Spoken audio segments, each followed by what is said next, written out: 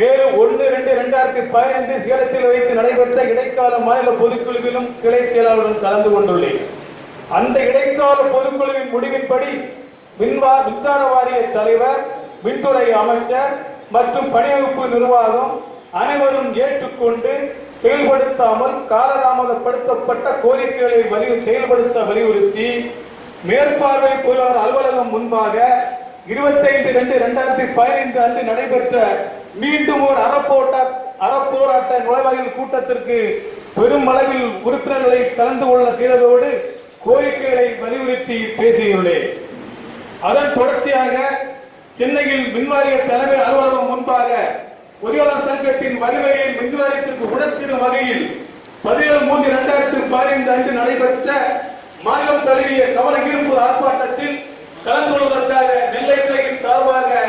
உறுப்பினர்களோடு சென்று கலந்து கொள்வதற்கு கிளை பொறுப்பாளருடன் சேர்ந்து பணியாற்றியுள்ளேன். இந்த மின்சார வாரியத்திலே பிற கூலிகளாகவும் ஒப்பந்த தொழிலாளர்களாகவும் பணிபுரிந்த பொறியாளர்களை ஒன்றிணைத்து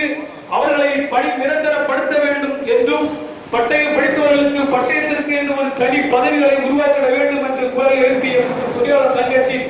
தொடர் நடவடிக்கைகளால் ஒப்பந்த தொழிலாளர்கள் பணியில் சேர்ந்த ஒருவர் தலைமை பொறியாளராக பணிபுரிந்து ஓய்வு நிலைக்கு இந்த பட்டய பொறியாளருக்கு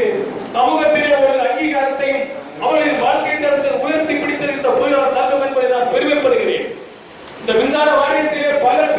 பல பதவிகளில் பணிபுரிந்து இந்த பட்டய பொறியாளர் ஒன்றிணைத்து தொழில்நுட்ப உதவியாளர் முதல்நிலை மற்றும் 2வது நிலைக்கு மேற்படி இரு நிலைகளையும் ஒன்றாக்கி தொழில்நுட்ப உதவியாளர் என்ற ஒரே பெயரில் மாவட்ட முன்னுரிமை இருந்து மாநில முன்னுரிமையாக பெற்றுத் தந்த பொறியாளர் சங்கம் என்பதை நான் பெருமைப்படுகிறேன். மின்சார வாரியத்திலே தொழில்நுட்ப உதவியாளர் நியமிப்பது உடனே கிடைத்து விடுவதில்லை. நாங்கள் இந்த பொறியாளர் சங்கத்தின் உறுப்பினர்கள் பொறுப்பாளர்கள் ஒவ்வொரு வருடமும் இந்த தொழில்நுட்ப உதவியாளர்களை நேரடி நியமனம் செய்ய வேண்டும் என்று வலியுறுத்தி கைகளில் கோரிக்கை அட்டைகளை பிடித்து தெரிந்தல் ரீதியாக செய்து ஊர்வலம் நடத்தி பல போராட்டங்களை இந்த பொறியாளர் சங்கம் நடத்தியதால்தான் 2000 நேரடி நியமனம் மூலமாக 1000 தொழில்நுட்ப உதவியாளர்கள் பணி நியமனம் செய்யப்பட்டார்கள். மேற்படித்த தொழில்நுட்ப நேரடி பணி நியமனத்தை எதிர்த்து சுமார் 100